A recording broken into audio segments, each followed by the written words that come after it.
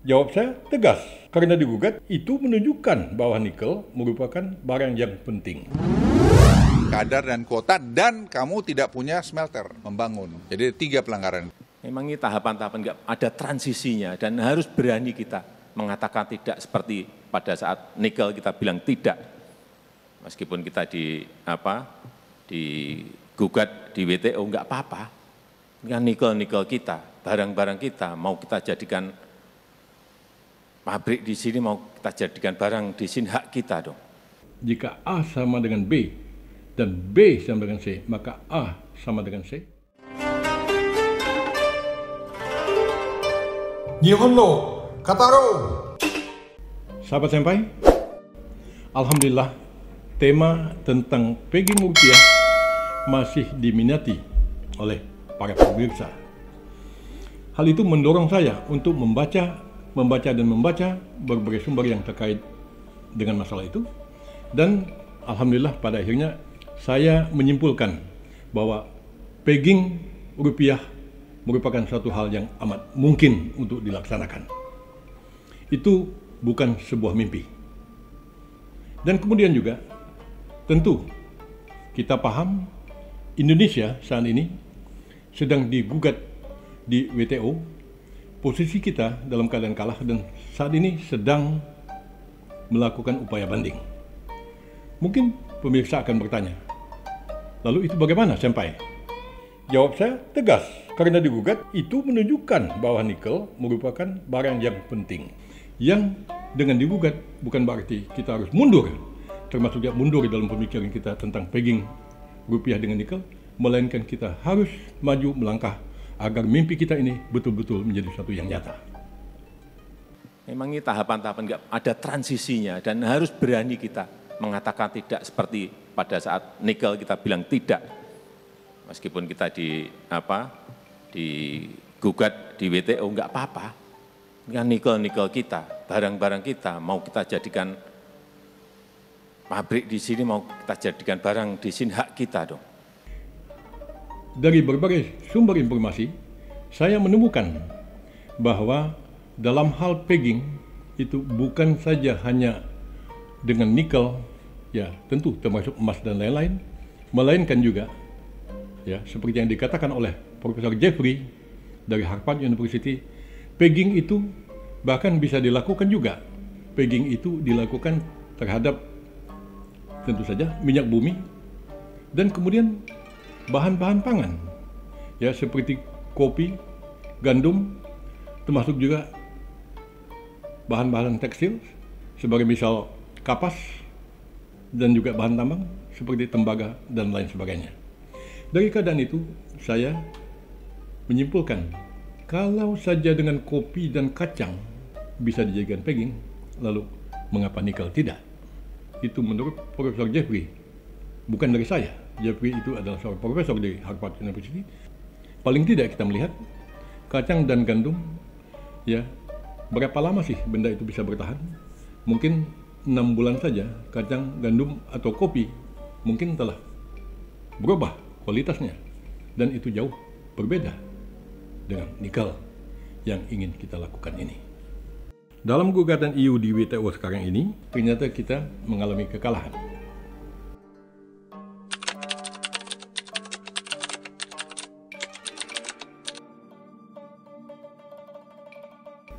Memang mungkin juga membuat banyak orang bertanya-tanya tentang ini.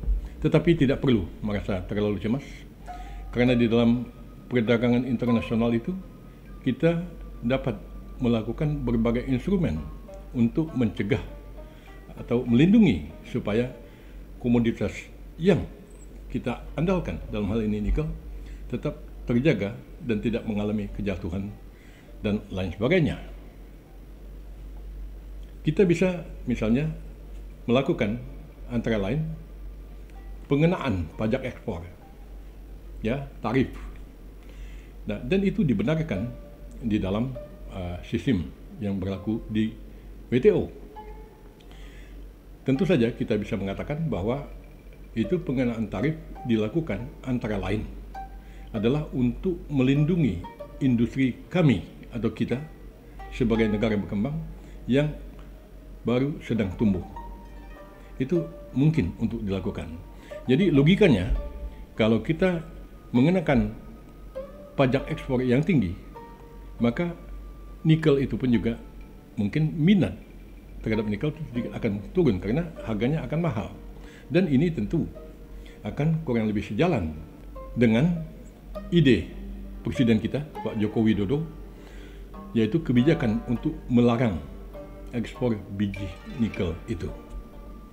Nah, kalau kita kalah, ya udah, tidak apa-apa, kita tetap jual, tapi kita pasang pajak yang dengan begitu biji nikel itu tidak begitu saja ya dalam jumlah besar masuk ke pasar internasional yang akan mengakibatkan harga nikel kita jatuh.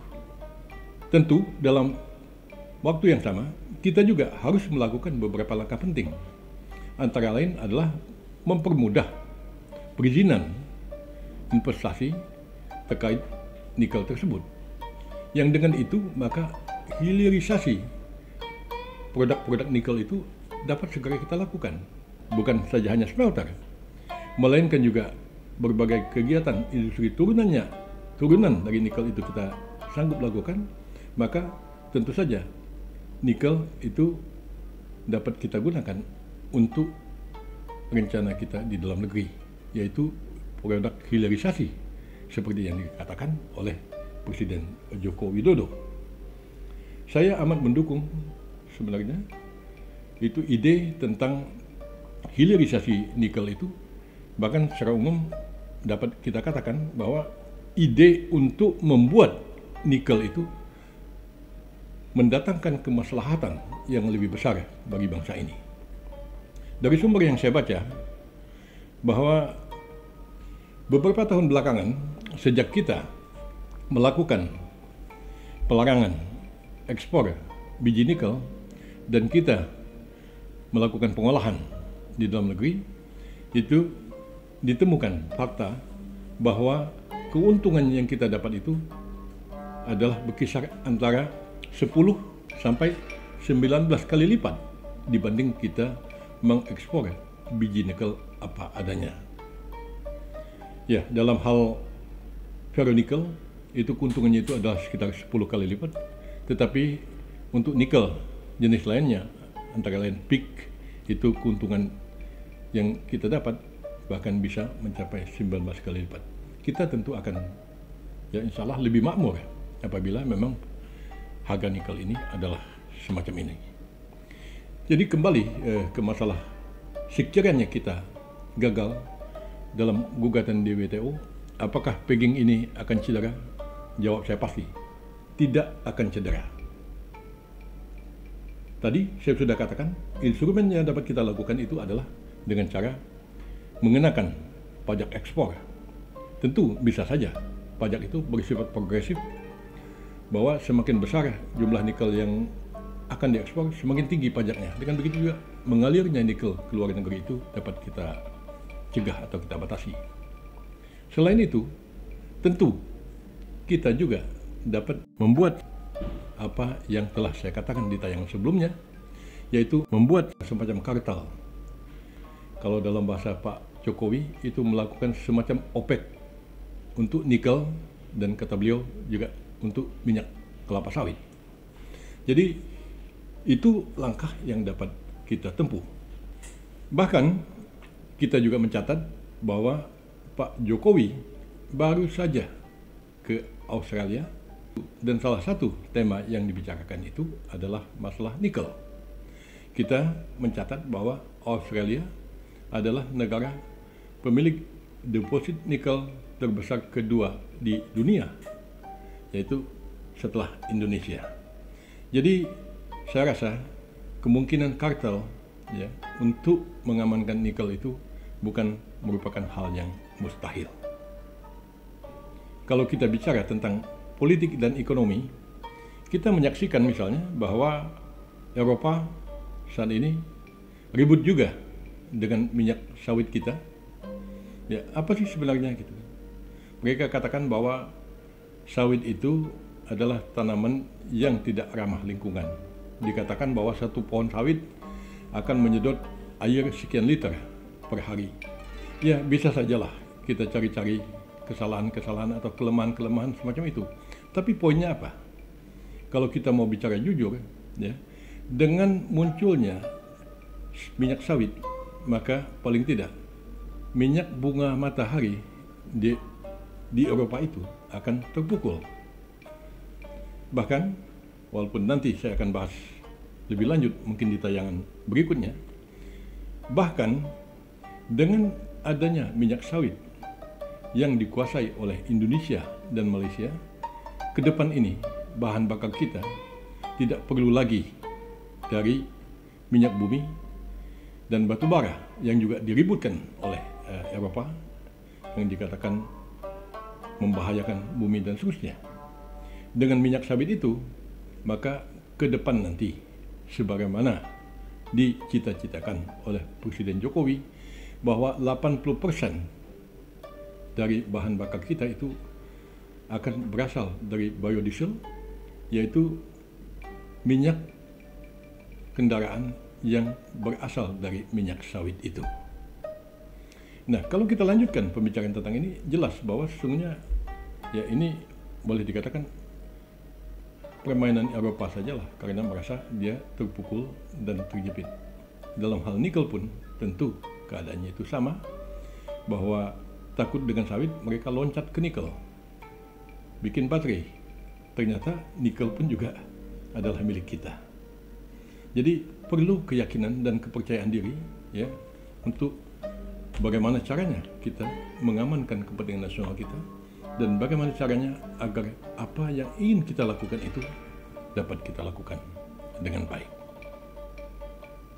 Dari sumber yang saya terima, Pak Bahlil, Menteri Investasi dan Kepala BKPM, mengatakan bahwa beliau saat ini sedang melakukan pembicaraan minimal ke 3 negara dalam rangka pembentukan semacam kartel untuk bidang nikel tersebut. Dengan adanya kartel, sebagaimana halnya OPEC, tentu kita dapat mengontrol harga nikel tersebut.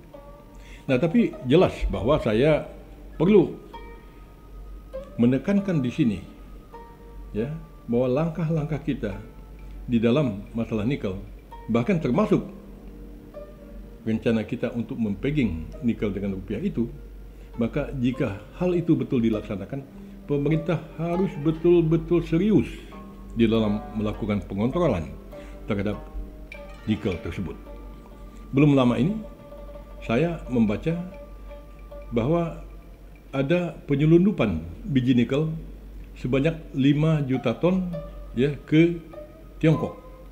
Dan menurut berita yang saya baca, hal itu belum diusut oleh KPK. Mudah-mudahan sekarang sudah diusut.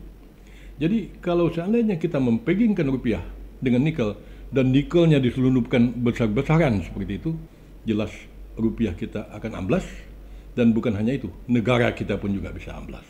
Jadi saya ingin menekankan bahwa keseriusan pemerintah, ya, di dalam mengontrol nikel, apalagi nikel dijadikan sebagai jangkar bagi rupiah, itu harus dilakukan.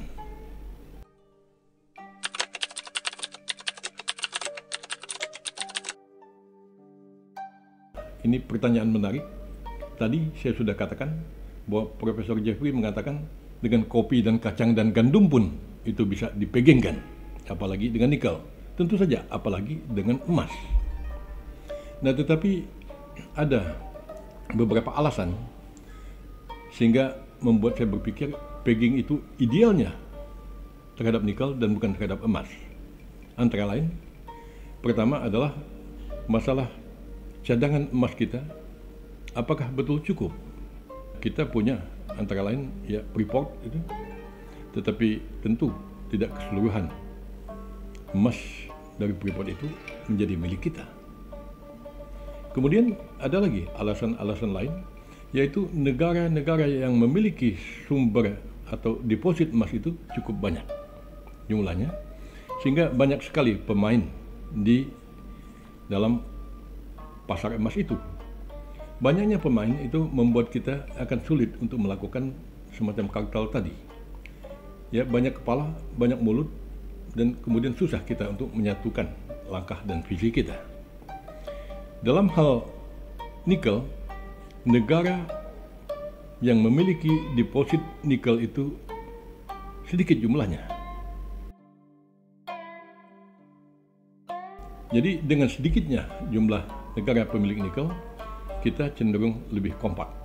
Kalau emas, ya, bukan saja banyaknya negara-negara pemilik cadangan emas, ya, baik sebagai deposit mineral maupun sebagai cadangan penyanggah devisa mereka, namun kita perlu juga mencatat bahwa itu tentara bayaran Rusia, Wagner, itu menguasai sumber-sumber emas yang amat banyak, yang mencapai triliunan jumlahnya, antara lain tentu saja di Syria dan beberapa negara-negara Afrika, mungkin juga termasuk Sudan dan lain sebagainya.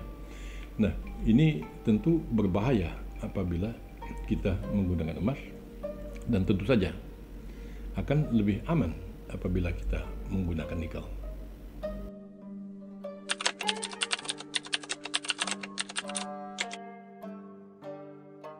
Jadi dapat saya tegaskan bahwa politik dan ekonomi atau ekonomi dan politik itu bagaikan satu buah mata uang, ya, punya dua sisi yang tidak bisa dipisahkan satu sama lainnya.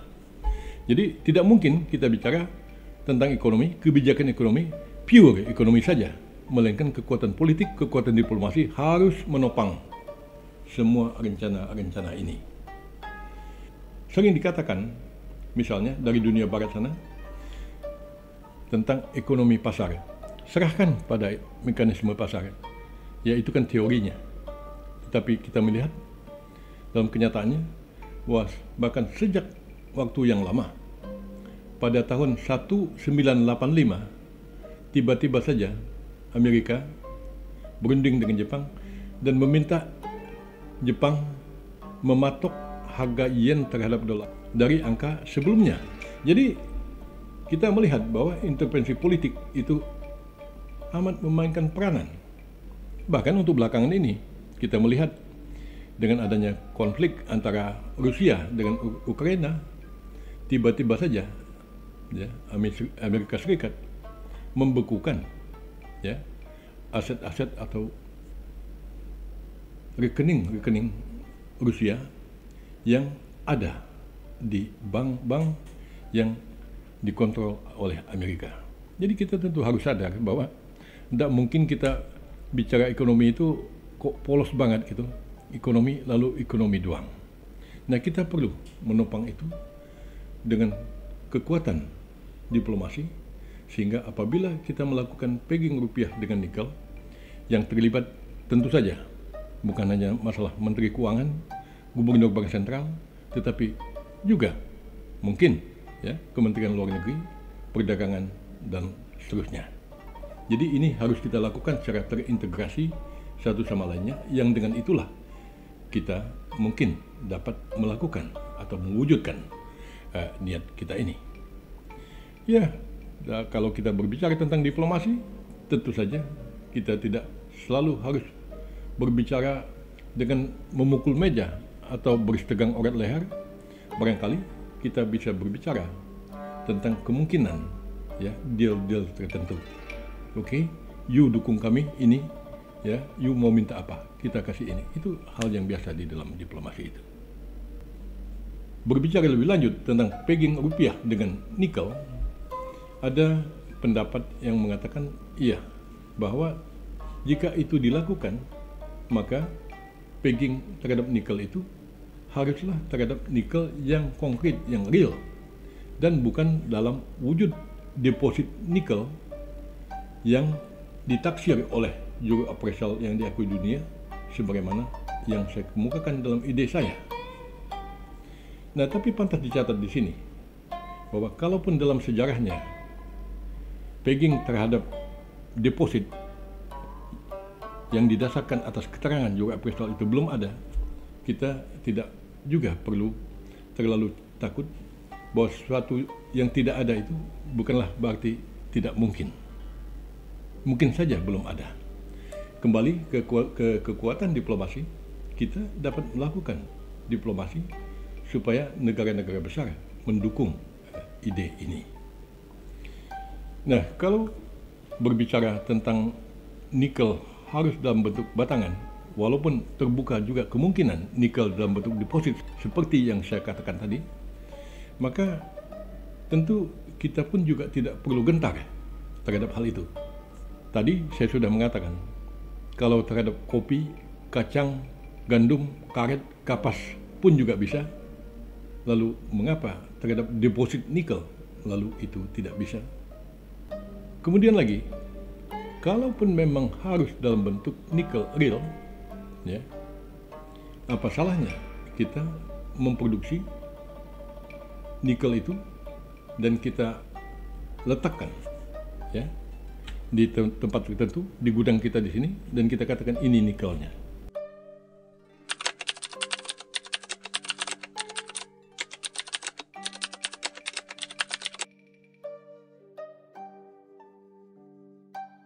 Terhadap hal ini, ada yang mengatakan, oh itu tidak mungkin Pak, tidak semudah itu, bahkan nonsens. Saya, kata seseorang tadi, punya pengalaman di blok Natuna, khususnya blok 2. Dari situ diketahui bahwa tambang-tambang kita itu pada umumnya adalah tambang bagi hasil. Saya yang hitung, tidak mungkin itu. Nah, saya tertawa saja mendengar ucapan itu. Apalagi yang berbicara kepada saya itu mengatakan bahwa saya bersama seorang profesor Amerika, Pak. Saya diam saja. Karena kalau bicara tentang profesor, ya walaupun tidak dari Amerika, saya juga punya beberapa profesor di Jepang sana. Jadi, membandingkan blok gas Natuna, atau tepatnya Natuna 2, blok 2, dengan tambang nikel itu bukan saja tidak membandingkan apple dengan apple, barangkali dapat dikatakan kita seperti membandingkan apple dengan tiang listrik. Dua hal yang sama sekali berbeda yang tidak bisa diperbandingkan. Dalam hal gas dan minyak bumi, itu yang umumnya terdapat di laut, seringkali memang upaya menemukan sumur gas itu tidak mudah. Dalam hal pengeboran di laut, itu ada kalanya orang melakukan 10 kali, bahkan mungkin lebih pengeboran, ya, di drill, melakukan drilling di titik-titik tertentu, tapi sumber itu tidak ditemukan. Pindah lagi, bor lagi, dan seterusnya. Ya mungkin, kalau nasib baik, mungkin pada sumur ke 10 atau ke 20 ditemukan. Inilah cadangan gasnya. Nanti semua itu tentu akan dihitung sebagai cost, ya, antara pihak yang melakukan drilling dengan kita, Republik Indonesia. Berapa biayanya itu akan dihitung, dan dari situlah akan dihitung lebih lanjut kontrak bagi hasil. Sehingga cenderung kecil sekali bagian yang kita dapat, karena untuk drilling menemukan sumber itu telah menggunakan biaya yang amat besar. Nah, tetapi dalam hal tambang nikel, kebetulan saya lahir di Pulau Belitung, yang notabene juga adalah daerah tambang. Tentu bukan nikel, tetapi tambang timah. Nikel dan timah itu amat mirip dari segi penambangannya, bahkan nikel jauh lebih mudah daripada menambang timah.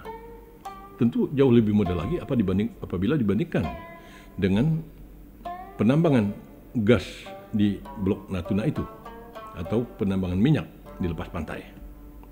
Nikel itu umumnya terdapat di darat, bukan di laut.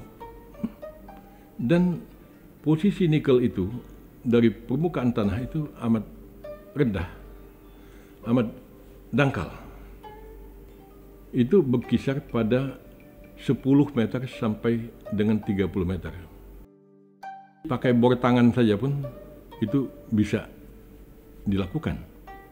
Di kampung saya, dalam hal drilling mencari timah, itu orang umumnya menggunakan apa yang disebut sebagai bor Robin. Itu bor yang sederhana saja. Dengan di drilling situ akan tahu, oh ini ada timahnya. Dan sama juga seperti itu, ini ada nikelnya. Lapisan nikel itu memang amat dangkal dan terbagi dua.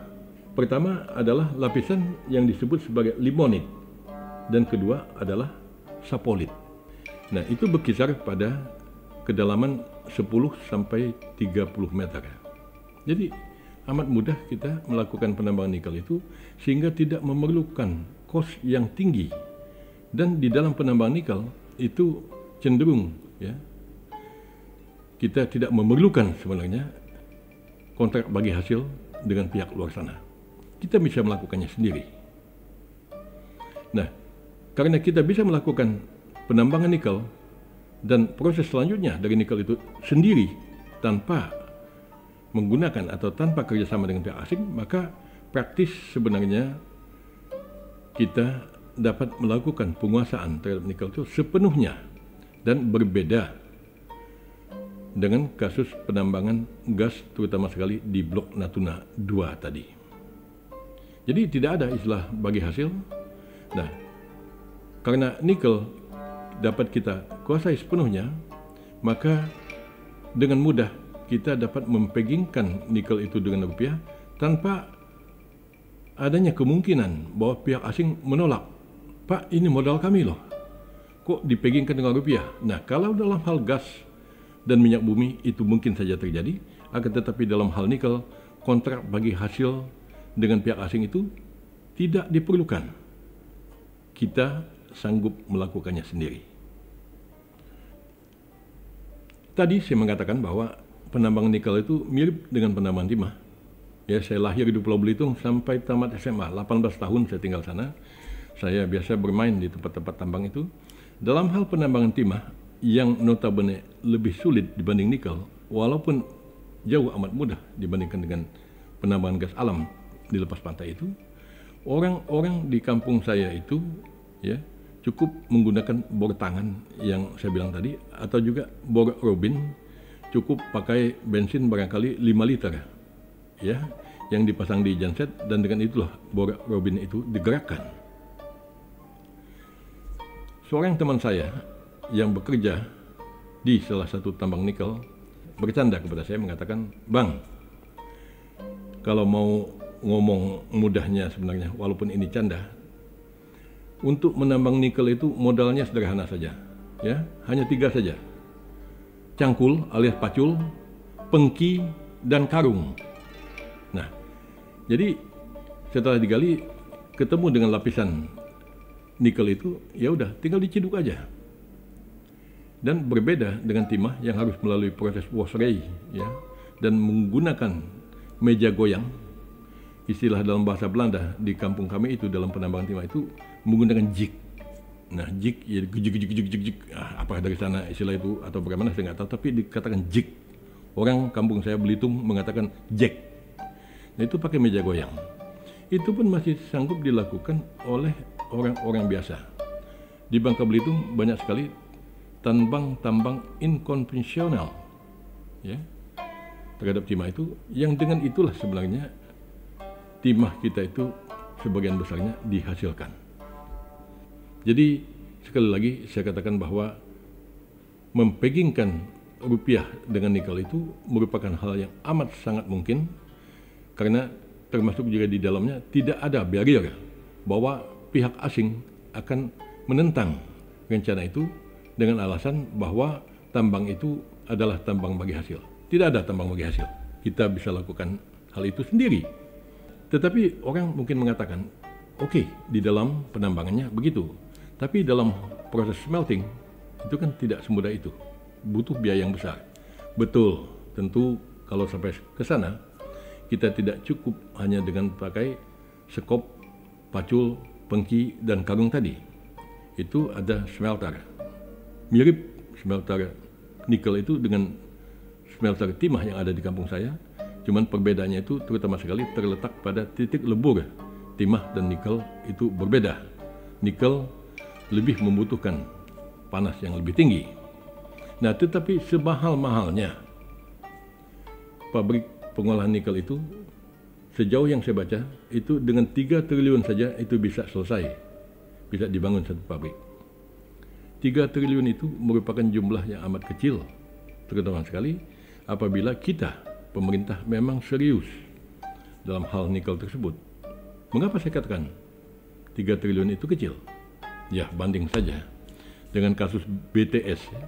Setidaknya di media massa dikatakan kasus korupsi BTS itu jumlahnya mencapai 17 triliun. Nah, kalau dibagi 3, kurang lebih dapat berapa itu? 17 dibagi 3. Kurang lebih 6 buah pabrik smelter dapat kita bangun dengan jumlah uang sebesar nilai korupsi BTS yang diberitakan oleh media massa tadi. Jadi mudah saja. Sekali lagi saya mengatakan, mari kita berpikir tentang mudahnya. Dan jangan sampai belum apa-apa saja pun kita telah berbicara tentang sulitnya. Dan berbicara tentang ini nonsen, ini tidak mungkin, dan seterusnya. Itu kan bukan hal yang terlalu sulit untuk dilakukan. Saya cenderung untuk berpikir, di dalam melakukan sesuatu atau di dalam membuat rencana, kita jangan terlalu berpikir tentang sulitnya. Tapi pikirlah, apa mudahnya, apa saja yang mungkin dilakukan. Tentang hal yang sulit, itu nanti kita pikirkan. Nah, kalau kita sudah bicara, belum mulai apa-apa pun sudah bicara sulit, ya selesailah urusan. Kita tidak akan sanggup berbuat apa-apa.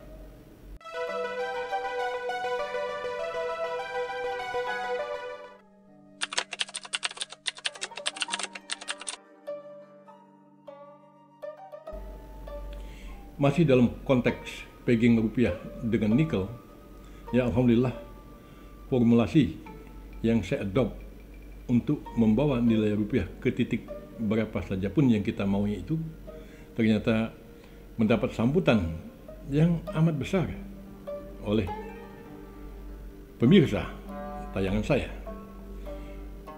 Saya tentu kagum dengan semangat nasionalisme mereka yang mengatakan bila perlu 1:1, bahkan bila perlu jangan 1:1, tetapi lebih daripada itu. Bila perlu rupiah itu lebih kuat dari dolar. Nah, semangatnya tentu saya hargai dan saya puji, tetapi perlu saya tegaskan dengan mengatakan bahwa apabila A sama dengan B dan B sama dengan C, maka A akan sama dengan C. Sebagaimana terlihat di layar ini, itu tidak berarti saya mengatakan bahwa 1 rupiah itu harus sama dengan 1 US dollar. Kita bisa membawa ke titik berapa saja yang kita maui. Nah, untuk itu jelas diperlukan sebuah perhitungan yang cermat, yaitu pada titik berapakah idealnya rupiah itu berada, terutama sekali dalam konteks US dollar. Jadi saya hanya mengatakan ini bisa kita lakukan sampai ke titik mana saja pun yang kita maui. Tapi bukan berarti kita harus mencapai titik itu. Nah, kembali lagi, titik ideal itu amat diperlukan. Karena apabila tidak, ya, kalau seandainya 1 US dollar sama dengan 1 rupiah, atau 1 rupiah sama dengan 1 US dollar, maka implikasi yang akan muncul yang merugikan kita, di samping juga keuntungannya, tentu amat banyak. Paling tidak kita bisa mengatakan bahwa dunia pariwisata Indonesia akan mati, ya, rupiah akan menjadi terlalu mahal, orang mungkin akan enggan untuk datang ke Bali dan mencari tempat tujuan wisata yang lain. Lalu apa lagi? Ya, tentu saja perusahaan-perusahaan asing yang ada di Indonesia ini akan hengkang. Oh, mengapa begitu, Pak Yusron? Nah, karena begini, dengan rupiah, kalau kita bawa rupiah itu senilai dengan 1 rupiah sama dengan 1 US dollar, maka pegawai atau tenaga kerja di Indonesia ini yang bergaji 30.000 saja pun, bukan 300.000 dan bukan 3 juta, 30.000 saja, kalau rupiah dan dolar menjadi 1:1, maka berarti gaji pegawai atau karyawan Indonesia ini sama dengan 30.000 US dollar. Itu sebuah angka yang besar sekali yang tentu akan membuat negeri kita tidak kompetitif dalam hal penanaman modal asing. Ya, dengan semangat kita, mungkin kita bisa mengatakan, ya nggak perlu perusahaan asing, Pak Yusron. Ya, saya sekali lagi tentu menghargai semangat itu, tetapi kita perlu sabar, perlu kepala yang dingin. Sebagai misal, sekiranya perusahaan-perusahaan asing hengkang dari negeri ini, apakah kita sanggup? Ya, apakah kita mau kembali ke zaman berdikari yang digagas oleh Presiden Bung Karno dulu itu? Idenya bagus, tetapi tidaklah semudah itu. Seandainya tidak ada satupun lagi pabrik asing di Indonesia ini, sekedar pabrik ember pun juga tidak ada, lalu apakah kita harus menjeduk air pakai tempurung kelapa? Nah, ini perlu kita pikirkan hal-hal yang semacam itu. Bahkan yang lebih mengerikan lagi, apabila kita betul-betul bikin $1 sama dengan Rp1, maka kalau harga satu ikat kangkung saat ini adalah Rp5.000, maka satu ikat kangkung itu akan senilai dengan $5.000. Itu kolaps semua kita. Jadi tentu semangat itu amat penting, tetapi kita tetaplah harus berkepala dingin. Saya ingin menegaskan sekali lagi, sekalipun saya mengatakan bahwa jika A sama dengan B dan B sama dengan C, maka A sama dengan C, yang ujungnya itu kita akan mencapai kesimpulan bahwa $1 dapat dibuat menjadi Rp1, tapi bukan berarti kita harus berada di titik itu. Sekali lagi, nilai yang ideal tentu harus kita lakukan. Tapi apapun juga, saya happy karena formulasi yang saya adopt dalam rangka stabilisasi nilai rupiah itu mendapat sambutan dan perhatian yang banyak di negeri ini.